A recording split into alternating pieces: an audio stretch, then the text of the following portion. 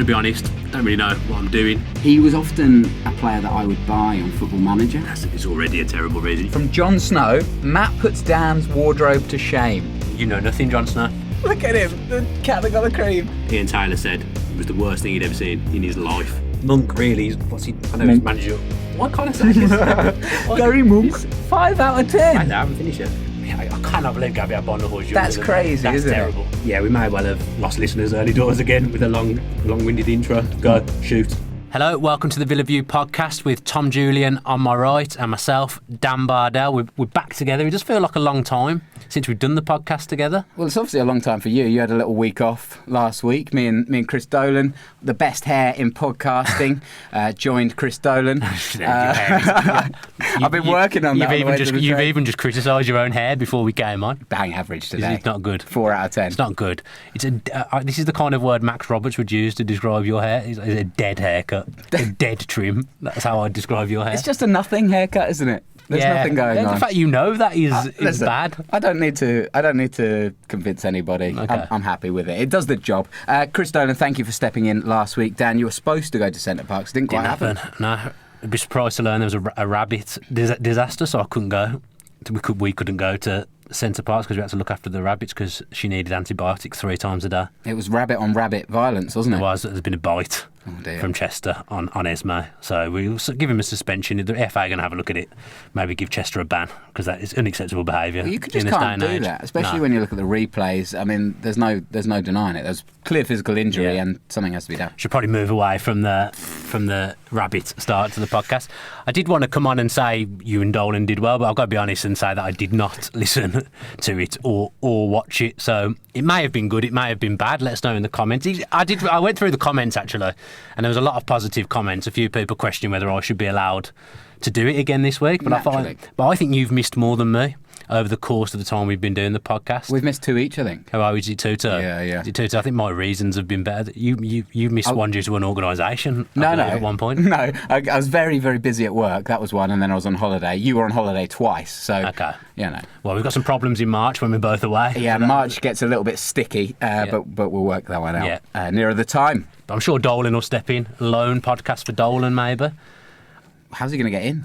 That's a good point. We'll get someone to let me. We'll work it out. That's for future. I was a bit worried that with me not being there to keep an eye on things, it would have turned into a bit of a mod NFL podcast. Maybe not much Villa talk, but I presume you did talk about Villa. And listen, you're the only one that ever brings up the NFL. No, I don't bring it up. You invite it in, and I answer with knowledge and expertise. But you are the one that brings it up. High sources have asked for the NFL stories to stop, so again, let's not talk about it. You're the one talking about. Let's not talk about it. So, Villa fans, you had a weekend off this weekend, and then it's not for me, the weekend off. Villa. Why? I don't like having a weekend off with no Villa. But I mean, it is a weekend off. Yeah, and I'm saying I didn't like it though. You know, I did not enjoy Villa not playing. Does that Ange make you go shopping, or do you take advantage, or do you just kind of not tell her? Well, I wasn't very well on Sunday. I came down with another pandemic. So Sunday was a bit of a rice. I can't even remember what we did on Saturday. I'm sure I must have watched some of the FA Cup, but I can't actually remember at the moment. Yeah, fair enough. Well, Villa got back to winning ways. They continued winning ways. 5 on the bounce. Sheffield United 0, Aston Villa 1. Robert Snod-class with a 90th minute scenes. Curling effort. And it was a beautiful goal, Dan. It was naive defending though. Yeah. It was a lovely goal.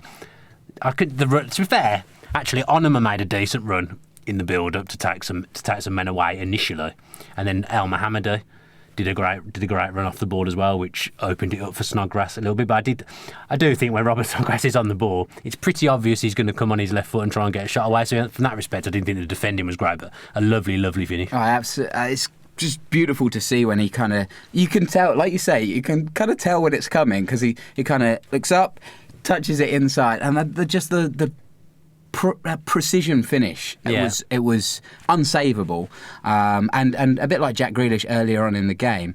The goalkeeper just had no chance, and at 90 minutes, I mean, to be fair, Sheffield United did have a chance, but it's one of those games where we really should be drawing, and last year we would have drawn if not lost. Last year we would have lost. Yeah, and to be winning that game is huge for Villa. Oh, it's like it's the kind of thing Man U do.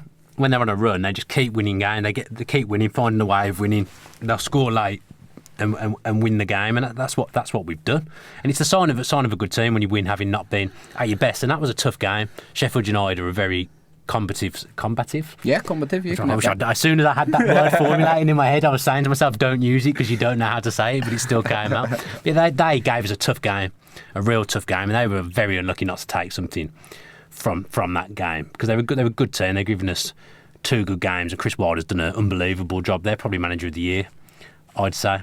He's got to be up there at the moment. They dominated the first half. I think it's fair to say that. I mean, it was fairly even going back and forth, but they had the best chances. Jack O'Connell obviously smashing the bar with that header, and Sam Johnston again proved he's been such a valuable loan signing. I've said it before. He's been our best player this season for me. If Player of the Season awards were going out now, I think my vote would go to him. And I gave him a lot of stick last season, and I was wrong to do. They didn't have the best starts, but I think the stick I gave him was probably unjust, and I apologise for that. But this season he's been phenomenal. He's kept us in so many games, and that's what you need. I mean, the defence is relatively strong anyway and robust. We don't get too many chances against us, which is the sign of a good keeper, because it's not like he's really overworked every game. Some games he'll have nothing to do and then have to pull off a save from nowhere. He's just come on leaps and bounds. When I look at him now compared to a year ago, I remember standing at Brentford away and we lost 3-0, and I thought, this guy's all over the place. We've been absolutely had here. And now I look at it and think, my God, we need to sign him, because it's the first time I've felt 100% comfortable with a goalkeeper at Villa for a long time, probably since maybe Friedel. Yeah. Guzan had one season actually where he was the first season when he became number one. Right. When Lambert came back, Guzan was very good and then went down the toilet, for want of a better phrase. But I feel secure with Johnston. He doesn't worry me. I just want to touch on what you said there about going down the toilet. No, absolutely not. About how our defence is so solid that actually Johnston isn't called upon that much, and then when he is, his ability to stay in the game, which is exactly what has kept Joe Hart out of the England squad of late. His concentration is so vital, and I mean, he saved from Leon Clark, George Baldock, and that late save where I can't remember who took the shot, but it was 2 defenders I think were in front of him. The one he saw late, and he dived to his left. I think it was his right. Or his right. He dived. Yeah. One of the way. And it must have been to his left or right. So, yeah, such a strong hand to keep it out. But his reactions were just amazing late on in the game. And I just thought that's phenomenal. And that's a Premier League quality keeper. Yeah, because it looked a bit unorthodox, that save. And it kind of maybe to some people looked like he was in the wrong position. But it was just the fact he saw it so late. And that was not a comfortable save. But he made it look... Although it was unorthodox, he made it look relatively comfortable. I don't think there is an orthodox way of keeping. You look at past greats like Edwin van der Sar or whatever, so gangly and would literally save with any part of their body. Yeah. And to be able to have such a strong forearm to keep that out as well, I think massive credit to him. And I think, like you say, maybe credit to Villa coaches as well for developing over the last couple of years to the keeper that he is now. Well, Gary Walsh, the goalkeeping coach, was a big advocate of him. He was the one that recommended him to Bruce, and he was the one that wanted Johnston in last season, but he must have done some good work with him, because he's twice the goalkeeper he was this time last year. And as you say, he is a Premier League goalkeeper, and if we're not in the Premier League next season, I find it very unlikely that we'll have him between the sticks for us next season. Eric Shager on Twitter says, you can only take one of Snodgrass or Johnston on a permanent move. Who do you take, the goalkeeping hero or the goal scoring hero? Tough, isn't it? Yeah, I don't want to answer it. Do you look at legacy in that kind of... I mean, it's a hypothetical question. I mean, I don't really know what that means, so I might do, but I don't know. the fact that Johnston is that much younger, he's going to have hopefully another 10, 12 years potentially in the... I think we've answered this before. I think I said that. I think that was the reason I used, actually, is that Johnston's a lot younger than Snodgrass, but... You get up to the Premier League, they'll both be here next season. Mm-hmm. But Premier League suitors will be lurking round Johnston because he's that good. Yeah. Thank you for your question, Eric. We've got a few more, obviously, to get to, and we'll get to some at the end. You're doing a new take this week, aren't you? Trying to work the questions in, which is clever. I know it's only taken us 5 months or 6 months to cotton onto this. Hey, listen, we're a growing entity. Yeah. We're trying to develop. Last week, we actually tried to do a bit of this as well. If you'd listened, you'd know. But, we're certainly getting there. Dahlia McGuffey also says, with regard to Robert Snodgrass, how important has he been since he arrived? Well, it's the time that we spoke about on text. It's a bit of time for Smug Corner. Yeah. Again, because I've said on here so many times that I did not get why people were criticising him, because even when he was having a bad game, which I don't think was that often, to be fair, as often as people made out. He was still involved and making stuff happen, and that's the sign of a good player. But I think he's been really, really good since he came in. I mean, we weren't initially sure that we needed him, were we? Well, but he's a cut above. This is it. An absolute cut above. So I was when we were on the podcast last week.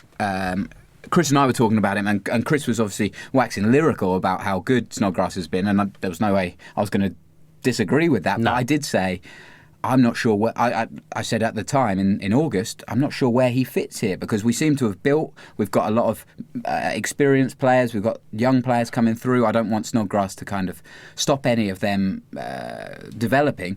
But actually, he's been a breath of fresh air for Hogan and for the rest of the team, because he does what Albert Adoma does on the left, and especially when Adoma's maybe not playing as well as he can do, Snodgrass is taking that pressure off a little bit. I mean, the job he's done is so good. I cannot remember who was playing right midfield for us before Snodgrass came in, because we must have played 4 or 5 games before Snodgrass came in, and I cannot remember who was playing right mid. Was it El Mohammadi with Hutton in front? Yes, that's right. Hutton behind. Hutton. Oh man, I was so close to getting something right. Oh, you've good knowledge from you, because I'd literally forgotten who else had ever played there. Well, this is what I said to Dolan last week. I was like, we've brought in El Mohammadi. He's obviously going to play right mid. Hutton will play behind him, and that's set. Why do we need Snodgrass to kind of bolster that? And I mean, Steve Bruce has got it absolutely spot on. I don't think anybody can doubt that. I mean, I suppose we weren't to know Andre Green would be out for the majority of the season. He's missed pretty much the whole season. I think he got injured, and Snodgrass maybe came on for him that game where he went off. And then Adoma's, obviously, we didn't know Adoma was capable of playing on the left as well as he has done this season, and Adoma was known as being a right midfielder, and he hadn't had much football, so it did seem a strange one. But the balance at the moment, I think, of the midfield is absolutely perfect, and I wouldn't I think the anchor man, the sitter, can change on a game to game basis, but I wouldn't change the other 4 at the moment. I mean, we've got Green coming back now. I think he'll be a useful weapon off the bench, as I've said before. But to be honest, I thought Bjarnason had a good game against Sheffield United, but I thought the other 4 in front of him, Adoma, Horahan, Grealish and Snodgrass, they didn't have their best games, any of them, but even when they're not having a good game, they're all still involved with this formation. So at the moment, I wouldn't change that midfield. Let's talk about Bjarnason for a second. We had a couple of different opinions on Twitter. Jack Hurley said, can we talk about how brilliant Berke Bjarnason has been? NYC Villain says, he asks actually whether Bjarnason has actually been that much better than Glenn Whelan before him. I would say that he's been a revelation in my opinion, because I was ready to cast him off. I was ready to see the back of him in January, and actually the month of January has not only saved him in my humble opinion, but it's elevated to him to a fairly lockdown starter. I didn't really know he could play as a holding midfielder, if I'm being honest. I thought he was a wide midfielder, wide left, and that was his position, because he played holding midfield against Peterborough. And to be fair, we had a nightmare. Not him personally, although he did miss a sitter, but the midfield didn't look right. And I said to my dad, I was surprised to see him playing there. And then obviously we've got an injury to Whelan in the Forest game, and he's come in and looked like he played there all his life, and he's just continued that in the starts. Credit for Bruce for persevering with him and keeping him in the team, because it would have been quite easy to play Twanzebe or put Yedinat back in on Tuesday, but it shows you he's earned the shirt. As I say, I think Tommy Elphick will feel a little bit hard done by, because I think he'd earned the shirt, to be fair to him, but it bodes well for the rest of the squad that they know they do well when they get a chance. They'll stay there, and he's keeping Whelan and Yedinak out, and to be fair, he'll play against Burn, and for me that's the kind of game he needs to be playing in, because he's easier on the eye than Whelan. He's more athletic.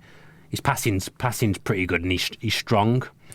So he's kind of, for the games where you imagine you're going to be coming up against a team that sits back, although Burton didn't sit back last year. If you're coming up against a team like that, he's perfect for that, because he can get forward as well, whereas Whelan and Yednak aren't the best at going forward at all. And in the harder games, you'd expect maybe Twanzebe, Yedinak or Whelan to come in, but I struggle to see how Whelan's going to get back in now. Yeah.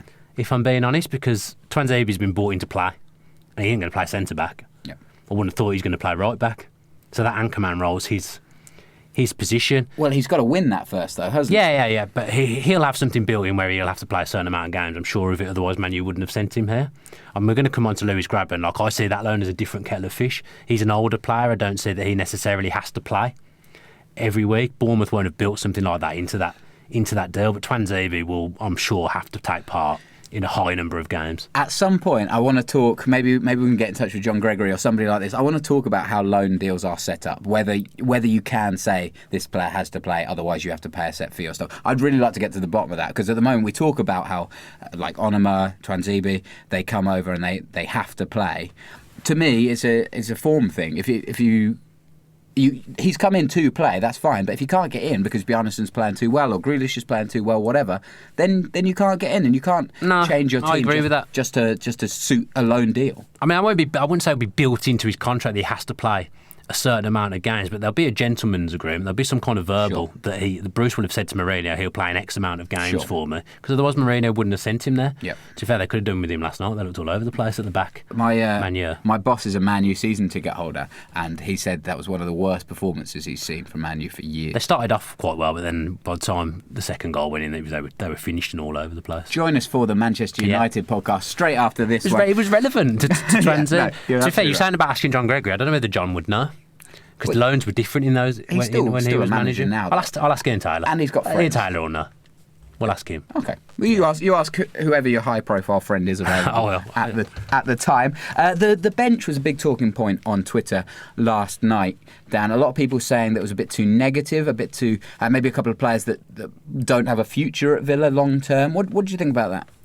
I mean, we've got it up in front of us now because you weren't sure. To be fair, now you've actually put it there. I'm glad it's there. I can't believe you dropped me in there. I'm glad it's there. But there's no need. No, for that. but because I'm staring right at it, and I just thought I'd mention that you wanted it up for safety net. Right, thank you.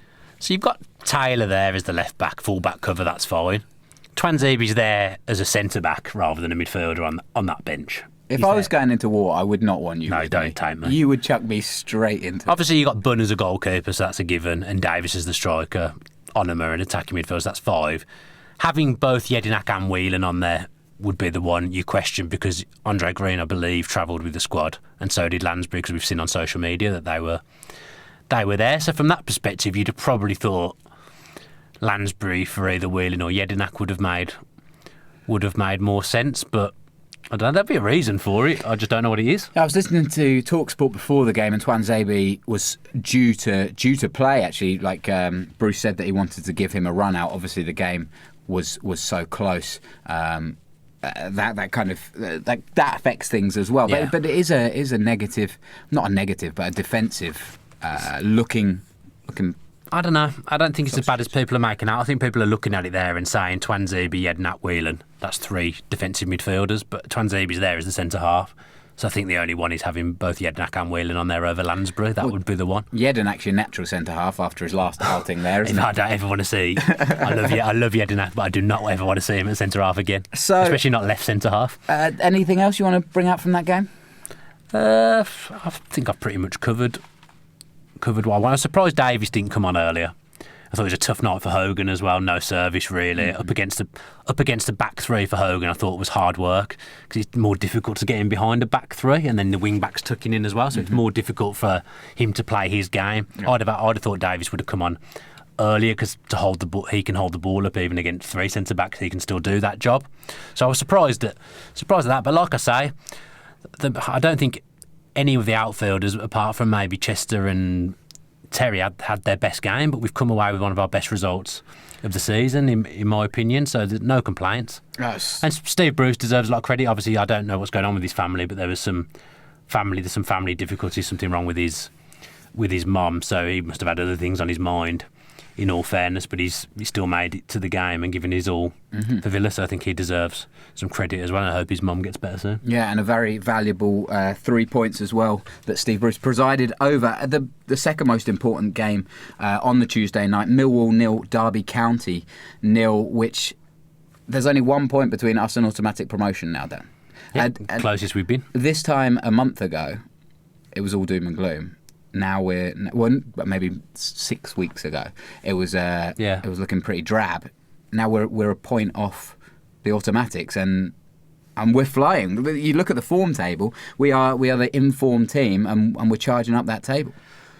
Yeah, I mean, I still don't think we're getting Wolves. No, but I think if there is bookies, I mean, there probably is bookies odds on it. at the moment, I'd imagine we're probably the favourites, even though we're a point off Derby, just because we've come into form and we look really unplayable at the moment. And you don't, looking at the fixtures coming up, you don't really see where the run. Well, over the next couple of games, you don't particularly see the run ending. Although Fulham away, Fulham have come into form now. They've come from nowhere into 6th. And they were my pick to go up, Fulham. They beat Burton 6-0 the other day, a couple of weeks ago, yeah. Yeah, they were a good team, Fulham. They've got some really dynamic players, Sessegnon, Aite. They've got some good players. Fulham, that'll be a tough game in a few weeks. They had a very disappointing start, if I remember, Fulham. And really surprising. Kicked themselves in the nads a little bit and had to play catch-up. But it does show you what happens in the Championship. People can come from nowhere. I think they did the same last season. They came from nowhere and got into the top 6, and then they were the formed side going into the playoffs and the ones that people were expecting to go up. But I'm looking forward to going to that in a few weeks. Going with my friend Aston Radford, the serial moaner on text. He's moaning all through the game about El Mohammadi too much. Was he? Yeah, not a fan. The hoof. Said he hoofs it he said he was hoofing it too much. Chris Samba syndrome. If we look at the table then, Wolves way out ahead, 11 points in front of Derby, who are on 54. Villa on 53. You've got Cardiff and Bristol City level on 51, but they've both lost their last 3, which is massive. And then Fulham make up the top 6. Is that right? 3 points behind. I think that you're reading that in the wrong order. Oh, am I? Am I reading it backwards? Yeah, I think it goes the other way. Does the it? form. Yeah. Where are we? Because Fulham didn't draw their last game, did they? No, they won. There we go. You're reading it the wrong way, Tom. They won 3-1. Yeah, you're reading it the wrong way. No, I do so much preparation. I know, and it's worth mentioning I've done absolutely zero. I think this has let me preparation. down. Anyway, well, they're improving. I think you've let yourself down by reading from right to left. Well, that's where... No, of course it goes that way. Yeah, you're probably right, actually. Simpleton. That's how... well, I read a lot of Arabic, and they go the other way. No, I've never read Arabic in my life. But anyway, Fulham make up the top 6, and then there's a gaggle of teams down to about 11th, which still within touching distance. We've opened up a bit of a gap. I mean, playoffs is the bare minimum that we want, obviously, but we've opened up a bit of a gap between ourselves and Sheffield United at 7 points now, so that's a good sign. As well, I fancy us to do this at the moment. It's weird how you can sit in the podcast booth 1 month and think, my God, we're in disarray, and then a month later think we're going to go up automatically. Funny league. It's a crazy league, and we've talked about that many times before. And I think credit's due to Steve Bruce, who's always said, don't get too high with the highs, don't get too low with the lows. And he loves riding a storm, doesn't he? He comes out the other side of those storms, does old Steve. Well, he's come out the other side of this one in 3rd and in fine form. So long may it continue. Hopefully, absolutely. Right on to Burton. Do you want to predict what we're going to do for the rest of the month?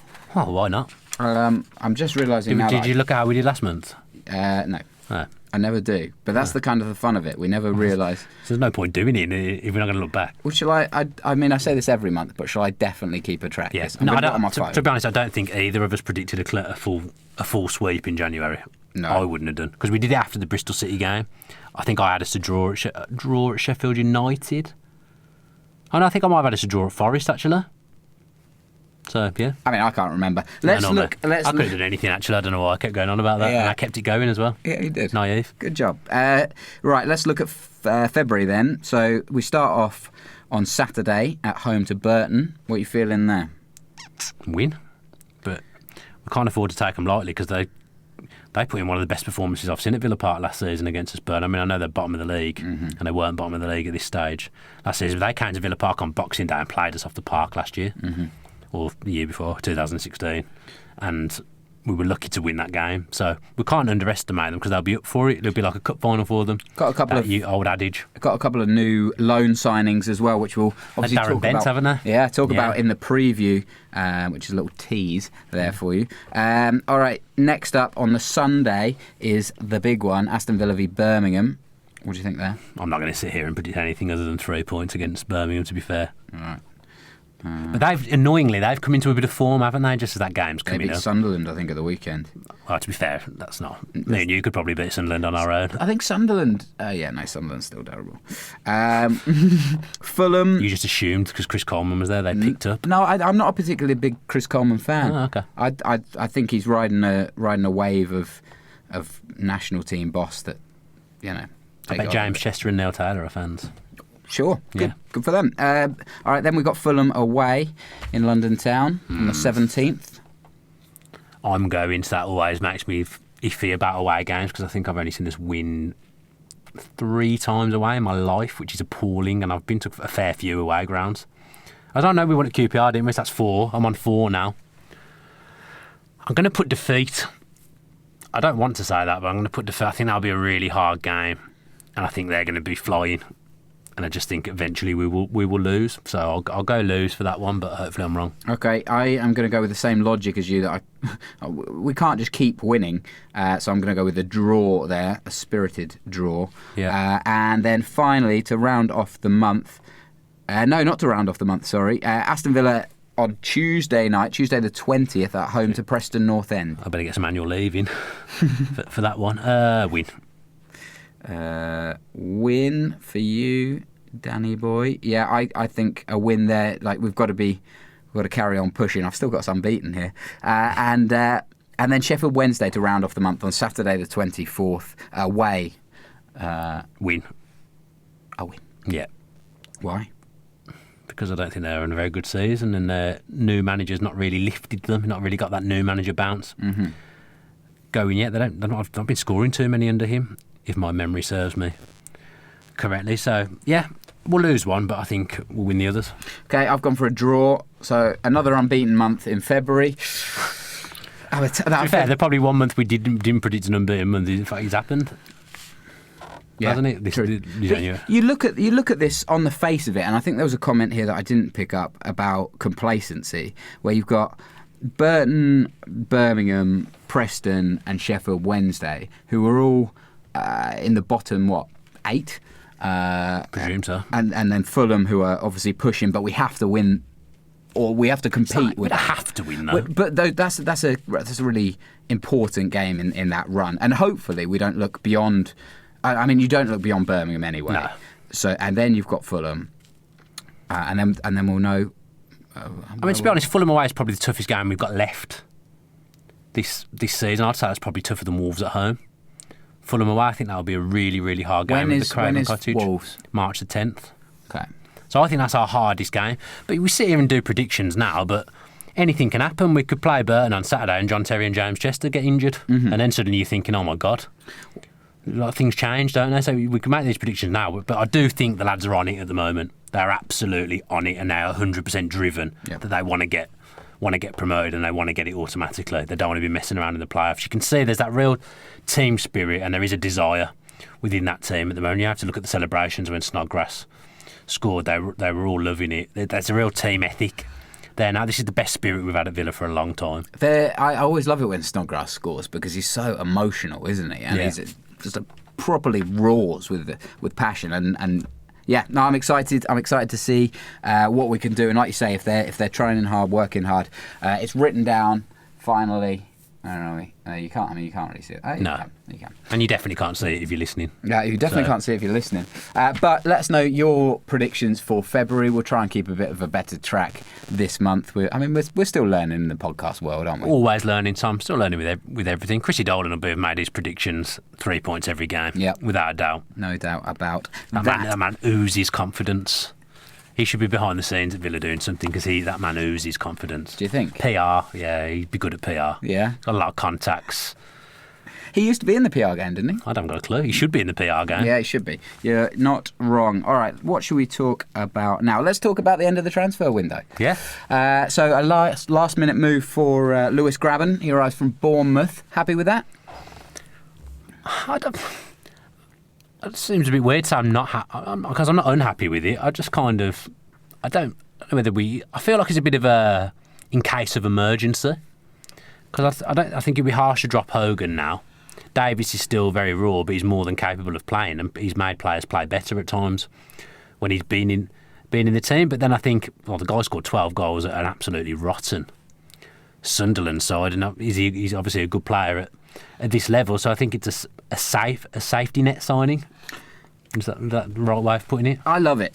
You love it? I love the move because to me, lots of people are talking about don't upset the apple cart, don't don't mess with the team morale. But we needed another striker. I think we had to bring one in because we've seen when we get injuries, we were really up against it at the end of November and December. We really struggled. We needed some cover. And like you say, it's a safety net signing. Graben's a good player. He knows how to score goals at this level. He'll come in. He'll work hard. Different. Well, he'll work hard in training, I think, and I think that's good for. I don't know. A few people have said his work rate. He's not renowned for his work rate. Oh, really? A few people from Sunderland have said good luck getting him to work hard. Oh, really? On Twitter, yeah. Oh, interesting. I don't know. I mean, Twitter's not always the most reliable of sources for things. Unless they've been at the training ground with him, then maybe you can take that with a pinch of salt. But, I mean, fine.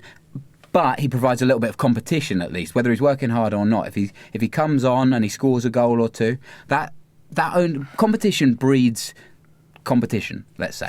I'm not sure that's a phrase. No, it's definitely not a phrase. But it means that everybody's working a little bit harder, and I'm excited to see what he can do. And if he doesn't get in the team, that'll be because Hogan or Keenan Davis is playing, and they're playing well, and that means that we're doing well. I mean, he'll jump ahead of Davis in the queue now. Hogan's got the shirt at the moment, and to be fair, Hogan said if Steve Bruce brings another striker in, he ain't going to get in the team. Exactly. Because I'm going to make sure I stay there. So as long as Hogan doesn't get injured, hopefully he'll stay there because I think he deserves the look and the run he's been getting.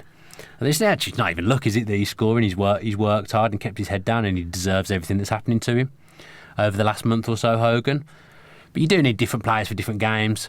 On occasion, Davis has only scored 2 all season, so he's not prolific. It's another goal-scoring option, and when you think we haven't had Codger all season, if Codger isn't going to play again this season, then I guess it's just the space that Codger had in the squad anyway. Exactly, yeah. Gabby will only play against Blues, I would have thought. He'll be on the bench ready for Blues. Do you think he will? Yeah, 100%. If he's fit, he'll be on the bench against Blues. Just because he's that guy? Just because they're scared of him. Yeah. And he'll get on the pitch and he'll probably score. And it's just what happens, isn't it? He absolutely loves it, It'd be like his swan song before he probably leaves. Yeah. Gabby, if he's fit, he will be on the bench against Blues.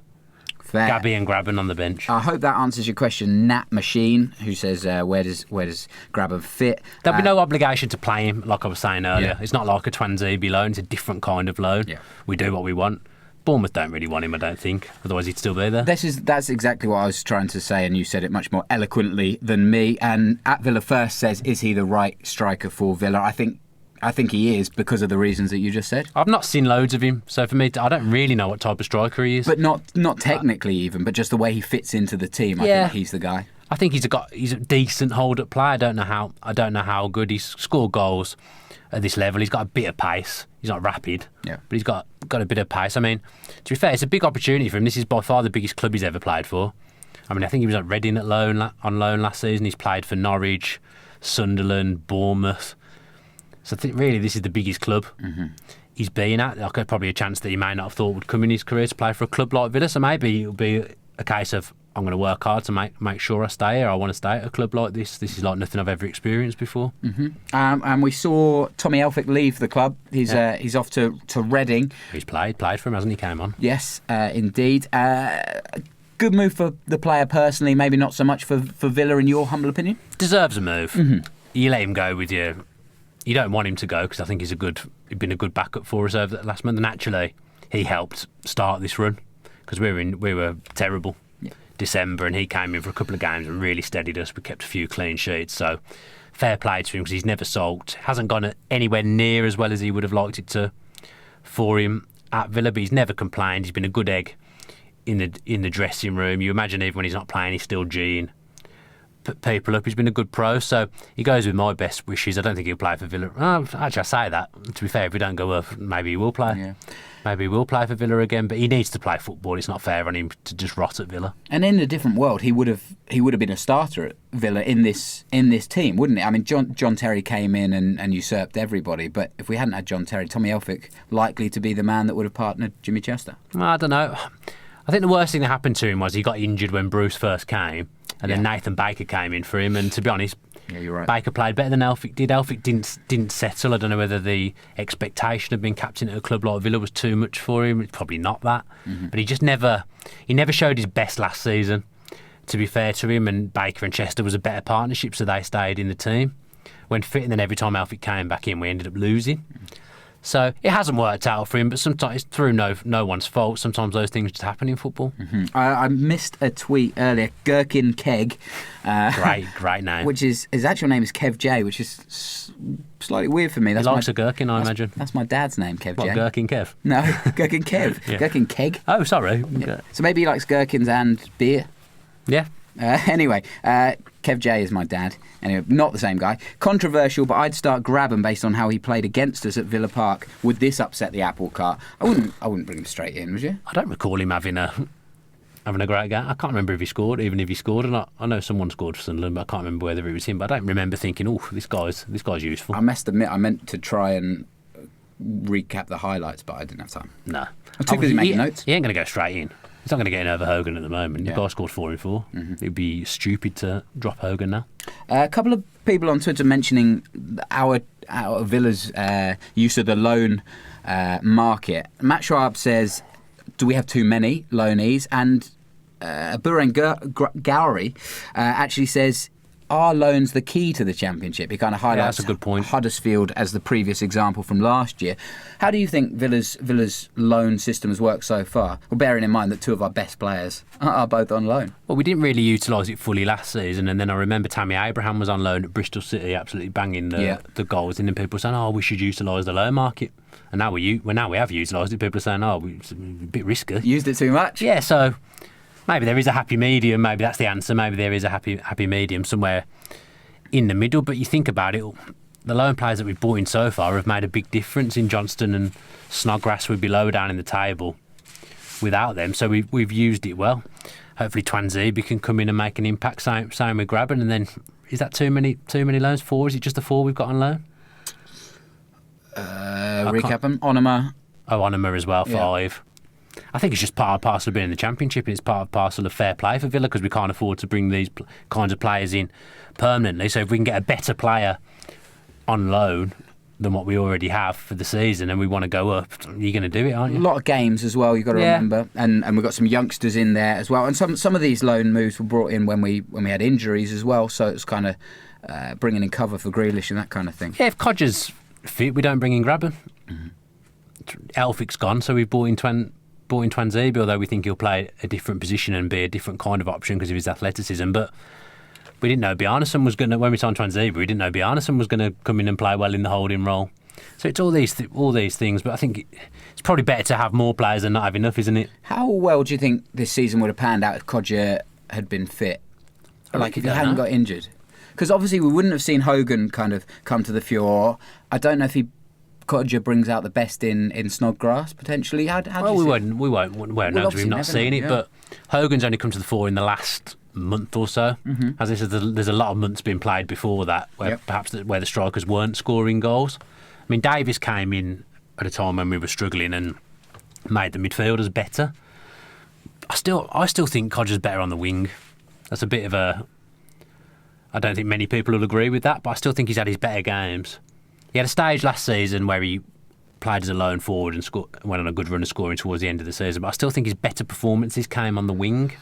For me, 'cause he's quite unpredictable. I quite liked him wide left. Maybe he'd have played wide left where Adoma's playing at some point. I must admit, I like him when he's kind of drifting around Davis. Like Davis brings and holds the ball up really well. And if Codger's kind of got that free role, but then you liked that. I really like that. So but then, I wasn't sure about that. Do you know? I'd love it when Codger's got the ball at his feet and he becomes a really tricky player. The problem does come when you try and fit in Grealish into that system as well, and it becomes a little bit congested in there. Yeah. And obviously we didn't see that because Codger got injured as Grealish was coming through again. This formation at the moment is absolutely perfect. I think we found the formation to play the rest of the season with. I think it brings the best out of Grealish. It takes the shackles off Horahan, and Snodgrass and Adoma are involved, but they've got that licence to be involved because they know they've got Bjarnason, Yednat Wheel and whoever's playing that defensive midfield role. Yeah. They've got that designated anchor man. So to me, the formation we've got at the moment is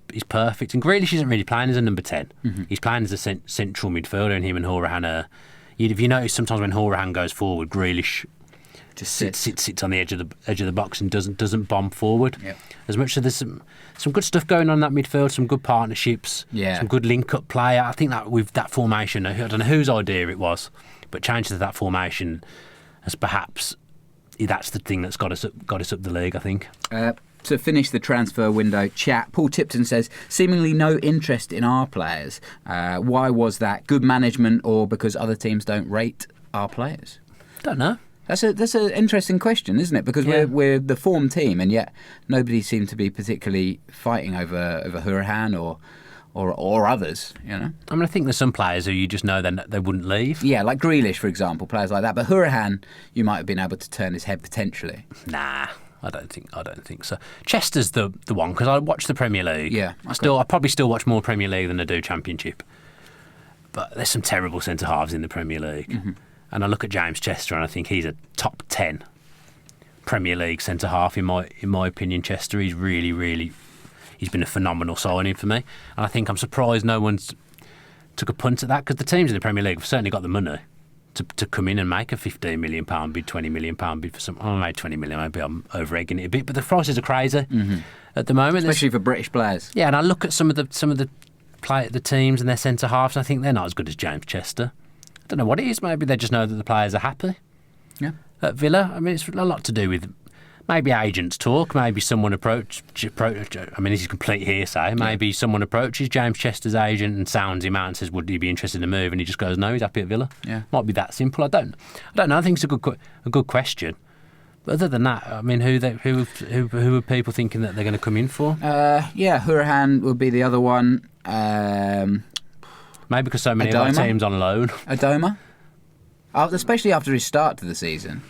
Yeah, but he's not proven in the Premier League. He's never played in the Premier League, really. So no, true. I just think I don't know. I take your point. I don't know what it is. As you say, maybe it's so much of our squad's on loan that people can't buy. Yeah, true. Okay, nice one. I've got a question for you, and I don't know if this is controversial or not, but I've seen a few people on Twitter when things go wrong. Well, this isn't controversial. This is just true. When things go wrong, it's all Steve Bruce's fault. And recently, when things have gone right, they're all to do with Agnew. Yeah, Agnew is this kind of the saviour of Villa, which to me you can't have your cake and eat it. You can't hate on Bruce when it's all going wrong and then it's somebody else's the reason. Do you think there's a bit of an overblown love for Steve Agnew, or do you think the credit that he's getting is deserved? He is the attacking coach, so naturally when we're attacking better and we're scoring more goals and we're looking more fluid, he's going to get praise because he is the designated attacking coach. Yeah. And I know for a fact that he's done good work with Scott Hogan. Even before Scott Hogan came into form, I was told that. And it sounded like Hogan was really enjoying working for him. And Hogan scored goals since Agnew's come in, so he obviously has to take some of the credit. Yeah, but I get what you're saying though, because you can't blame the manager when you lose and then not praise him when you win, because ultimately he's making all the decisions. It's his decision to bring Agnew in, and perhaps we've had to wait for Agnew because we couldn't get him in any earlier. Perhaps Bruce probably wanted Agnew at the start of the season, but couldn't get him because he was on gardening leave. Yeah. So if Agnew had been here all season, we might have been playing like that all season. That's not Bruce's coaching style. So we've been waiting for this attacking coach, and now he's come. We're bearing the fruits of it. So yeah, it's good stuff. Agnew deserves praise, but he doesn't deserve all the praise. Yeah, I think that's the kind of the point. It's a good question. It's a coaching team, right? He's part of the staff. He's obviously fitted in well. It was a bit of it could have been seen as a potential slight for Colin Calderwood or somebody. It wasn't, and everyone seems to have adapted. But I think again it shows the kind of harmony at Villa that he's come in and no feathers seem to be ruffled. I mean, I'm making a quite simple analogy here, and this could be incorrect. Mm-hmm. But Calderwood was a defender, so you imagine he coaches the defenders. Clements was a midfielder, so you imagine he would work closely with the midfielders. And we know last season that he was working closely with Grealish, so you presume he looks after the midfielders. And Agnew's the attacking coach. So Calderwood, I've never heard really get a load of praise, but the defence has been pretty good for a long time. Mm-hmm. And maybe he deserves credit for that. One member of the defence who won't be around for much longer, Alan Hutton. Audrey Lynch on Twitter said, "Can you please talk about Alan Hutton?" Dan, Alan Hutton not going to get a new contract next year. Right decision? I don't think you can make a decision at this moment in time because you don't know what league you're going to be in. Right. I've obviously had a year or so where I really did not rate the player, didn't want to watch him play anymore, was tired of watching him. And then for a year now, I've got to admit he's been one of our most consistent performers, completely changed my opinion of him, and he's playing left back at the moment, and we look a better team with him at left back than we do with Neil Taylor, who's an actual left back. Mm-hmm. That's no disservice to Neil Taylor. I just think Alan Hutton's having a good season. Yeah. And he had a good second half of last season. But then on the other hand, you look at it, he'll be 34 next year. If we're in the Premier League, I don't think he's a Premier League player, but we don't know for a fact that we're going to be in the Premier League. I find the timing of it a bit bizarre unless he's outright come in and asked and forced our hands and we've said no. You're not going to get a contract. He's probably on decent money. Mm-hmm. Hutton, you would imagine, and it's not like we haven't got any other right backs in the squad. So it's probably sensible in some ways, but he'll be a player that's missed because he's very, very popular amongst the Villa fan base. And to be fair, something when I was criticising his performance, is something that I did always overlook wrongly. His attitude is top class, and he's very well liked by the players, the fans. The manager likes him because he's picked him ever since he's been here.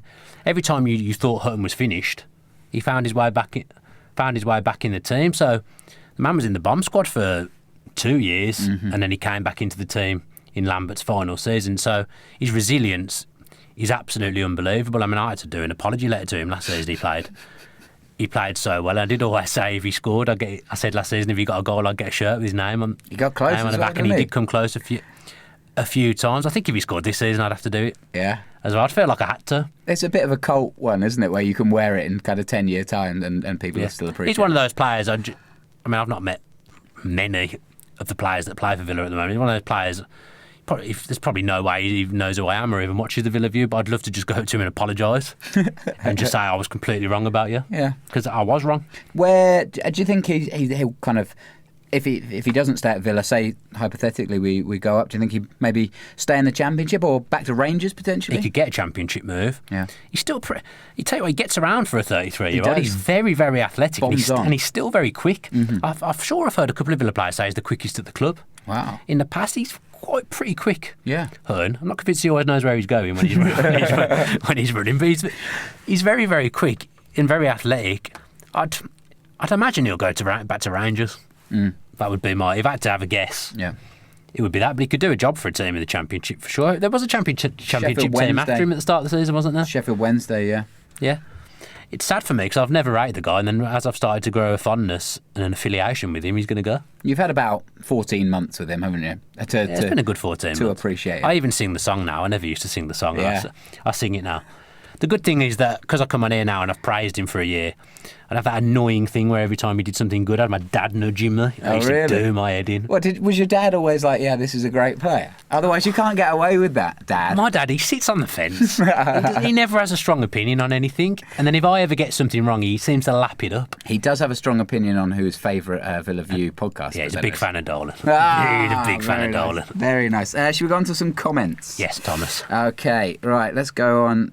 Kieran Larkin, even though they're not starting at the moment, I feel Davis, Green and Onoma still can have a big part to play in the remaining games. The power and pace that they bring off the bench against tiring opposition legs could prove to be too much for many teams, especially at Villa Park. Anyone can have an impact. In a month's time, I keep saying this, in a month's time things can change. It could be a completely different team playing for us because someone could come on, play well and stay in the team. It just everyone is important in your squad at this stage of the season now going into the home stretch. It's vital that you've got that squad, and we've got a stronger squad than most, so that can only be a good thing. Totally agree with that. Certainly the last point. Rob Thomas, do you think Lansbury still has a place in the Villa squad? Well, I'd echo what I just said, but it doesn't look good for him at the moment. Yeah. If he's not getting on the bench on a whatever day it was, unless he was injured. I don't know whether he was injured or not. In a cold Tuesday night in South Yorkshire. Yeah. Scotty Edwards, it's so refreshing to see the team play with the freedom, the fluidity, and the fluidity of our attacking play has improved 100%. Whether that's down to Agnew or not, Bruce deserves credit for recognising the attacking play wasn't good enough and the decision was made to bring in Agnew. Great work by the club in general, UTV. Now, I don't remember reading that post, Scotty. I was suddenly getting a bit suspicious. But, you've got this down in your notes. This sounds familiar. I must have got that somehow channeled into my brain. But Scotty Edwards, I agree wholeheartedly with what you're saying. Yeah, it's a good comment, that. Whether I read it first or not. Nathan Parker on Twanzebe, great signing, but I have a slight concern that should we go up, we are too reliant on our loan players. Hopefully now we'll be able to sign them But if we do not, that's 4 new players to bring in, and new players take time to bed in. Hogan, for example. Too much change to begin a new season in the Prem. What are your thoughts on this? If we go, we need a load of players anyway. Yeah.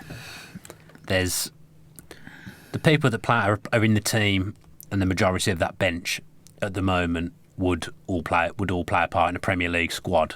But you'd need some new starters, and you'd need a stronger squad, a high calibre squad. Let's go through the team.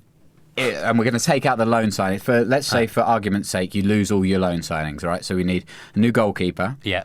El Mohammadi, He's played in the Premier League. He can definitely at least be a backup right back in the Premier League. Yeah. Chester, yeah. 100%. Terry. He'll be gone. Gone.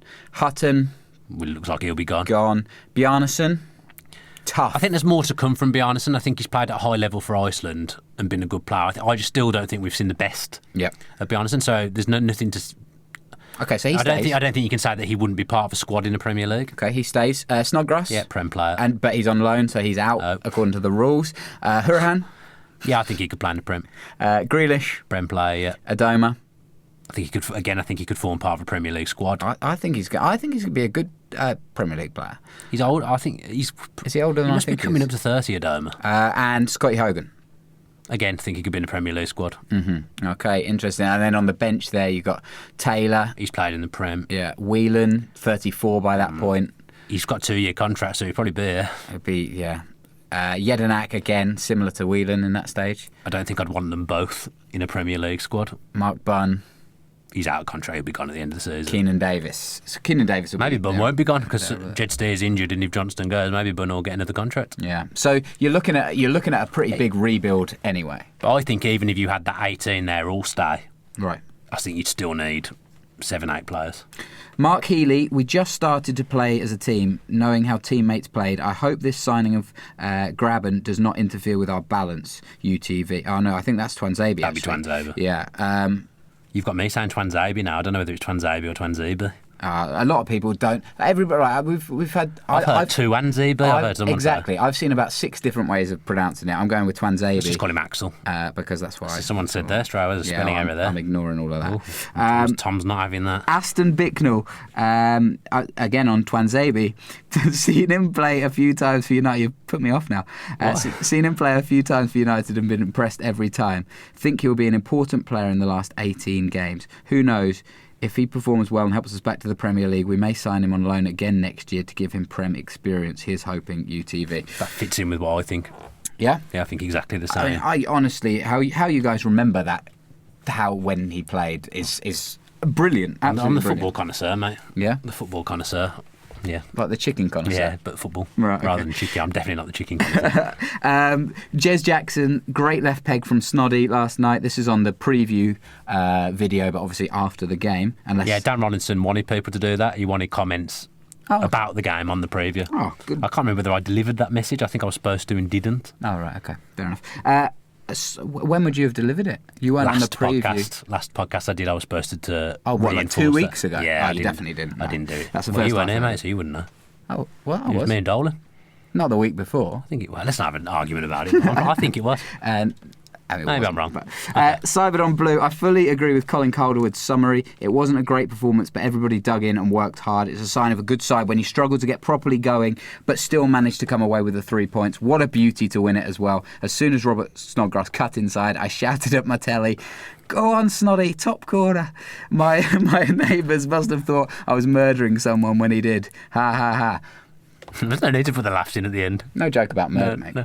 To be honest, I nearly threw up when he scored. Come on, the Villa boys. Yeah, I was so ill that I jumped up and went, yeah, and then it was like, I felt sick. AVFC legend, get in, and Daniel Brody, I was perfect on the fan score until that beauty from Snoddy. But I'll take that, though. What a win. Bring on the automatics. I've just thought of something that I wanted to do before this podcast, and I haven't done it. The day's got away from me. At work. Villa never score late goals. It feels like they concede them, but we never. And I'm sure every fan feels like this. But I genuinely don't think we score many last-minute winners. I reckon it happens once a season. So I was going to go back through the last 10 seasons and look at how many last-minute winners we've scored. Right. But I didn't do that. Okay. But I bet it's about one a season because it never happens. What great analysis there. I was going to do that. Well, I forgot. But I'm not. I forgot. Right, okay. I'll do it next week. I'll do it before next week. Yeah? I'm sure someone will hear me say that now, and they'll be doing it for me, and it'll be in the comments somewhere. Sure. That's an invitation, by the way. Yeah. If you want to do that, that saves me doing it. That would be really helpful. Yeah. We good? Yeah. Well, we haven't done Twitter comments. Oh, We have? No, there was more than that. Smashed them. There was a few decent ones in there that you've left out. Some of them are pretty... Oh, I did have one. If you've got one, then that's okay for you to do it's yours. on my notes. It's on my notes, Oh, mate. that doesn't mean they're not sacred, those notes. They are. Ben Kennedy, if you could go back in time and relive one game, Yeah, see, that's what would it be? That's a good one. There was another good one as well, but I'll answer that question. He went for the... No, he didn't want us to relive it, did he? He wanted us to go back and change what happened. Yeah, exactly right. FA Cup final a few years ago. I was going League Cup final. Like the Vidic one. Yeah. Oh, Vidic gets sent off. That's a different game, isn't it? And, 2010. 2010? Yeah, 2010. Vidic actually gets sent off because he deserves to get sent off. Villa go on and win. Michael Owen doesn't do his hammy and stays on the whole game and doesn't really do anything. And then Rooney doesn't come on, does he? Exactly. I'll go back to the FA Cup final and just maybe have a shot. In 2014, that would have been nice. It would have been nice to see a shot at Wembley. Oh, yeah. If I'm being honest. Yeah, that was grim, wasn't it? Santi Cazorla literally could have been playing on his own that day, and he would have still won 4-0. I remember we came up to half time and it was 0-0 up until about 40 minutes, I think it was. And I was thinking, if we can get to half time here, Sherwood might give them a rollicking and we'll come out and we'll be a different team. And then that goal went in and it was just like, right, this is done. Criminal day. I sorted you a ticket for that out. You did? Sorted your ticket My out for birthday you, didn't present. I? Well done. I didn't pay for it. No, you didn't. But it's worth saying. But it's sorted out. I had good contacts back then before I was even involved in the... You presented it with me on my birthday. You see, if I hadn't have gone back and looked at these questions, you've missed something pivotal out. You said you were going to... You said you were Yeah, going but if I'm not given the chance, Tom, if I'm not given the opportunity because it's not on the notes, what am I supposed to do? All I do is provide for you. So Philip J. Knott, who you may know as Aston Vicar, he's the vicar of Aston... Is it Aston Parish? Or Aston Church? I don't actually know what it is. Parish. It'll be the parish, I would imagine. So he wants us to mention the food bank that's going to be at Villa Park this weekend at the Burton game. So if you can bring... If you just go on my Twitter, actually, I'll retweeted it, but there's a food bank collection. There's drop-off points at Aston Parish Church and Birchfield Gospel Hall on the Trinity Road, 1pm till 2:30, in aid of Aston Initials Food Bank. It's a really good cause. So if you've got some spare food, or you can go and buy some food, long life fruit juice, long life squash, tinned fruit, tinned tomatoes. You can buy 4 soups for £1. Like Yeah. I would say, food banks do really, really important work. All joking aside, Yeah. food banks are really important. They did this at the QPR game. Just say no beans or pasta, please. I mean, Yeah. but it's got a picture of soup. So. No, soup's fine. I'm just saying right, it does okay. say no. Oh, fair enough. No being toiletry items. Yeah, so as well. really, really important. If you can remember, I'm sure it'd be much appreciated Yeah. by many, many people that you won't even know. In fact, I'll give it a retweet again now, just so people see it. Yeah. As well, I'll be raiding my mum and dad's cupboards before I go. Yeah. To bring some stuff with me. It's great. Well done. Anyone that does it, it's brilliant. There was another question that I really liked. Your favourite? I think it was. I can't remember who asked it, but I think it was a favourite all-time Villa last minute winner or last minute goal. Oh, okay. That Ashley Young away at Everton when Lescott scored in what was Lescott. probably the last minute. Yeah. So he always used to score against us. He's another reason why I hate him. He always used to score against us and was terrible for us. Yeah. And then he give it the big one to the Villa fans at 2-2, and then Ashley Young run down the other end and scored. Nice. Scenes, and then him and Martin Larsson did that perfectly timed, synchronised cupping of the ear. It was just a beautiful moment. Sounds. Absolutely beautiful. Oh, I moment. can't remember that, but it sounds. You don't terrible. remember that? I don't remember the celebration. Oh, no. it's perfect. Look at YouTube, it's good. Okay. You'll like it once you see it. Okay. You can't like it. You can't not like something that Martin Larsson does. Yeah, fair enough. To be fair. And that's a great place to finish, isn't Yeah. it? Martin Larsson, Yeah. the finishing words. Good times, we're done, I think. Good podcast. Nearly come up to an hour. So Tom and I will be shortly filming the Burton match preview. I'm sure as ever that'll be an absolute treat. So make sure you don't miss that. I always find the preview hard after having done an hour's podcast. Yeah, it is difficult because we don't have any breaks or anything doing this. We just do it as if it's live. Unless we do something wrong or the camera breaks. That's true. That's the more likely, to be honest. The camera breaking, Yeah. unbelievably. Don't forget, actually, we did.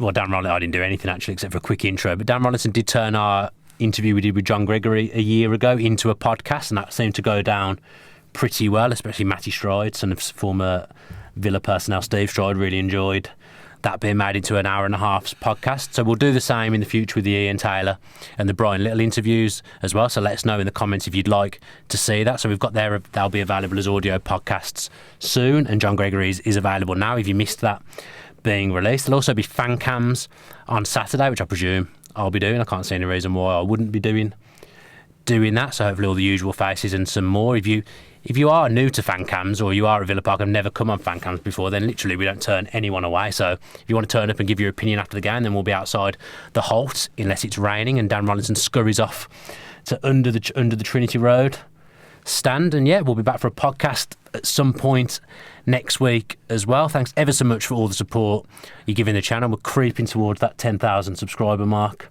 at the moment, so it'd be nice to get there as soon as possible, because I think 10k opens some doors, if I'm correct. It literally opens some doors to some studios and stuff. Yeah, like so that'd be really helpful. It'd be helpful for Tom. It wouldn't be good for me actually. Let's stay at 9k. For those of you that were calling for the three of us, me, Dan, and Dolan to get in together, this room really isn't big enough for three of us. No.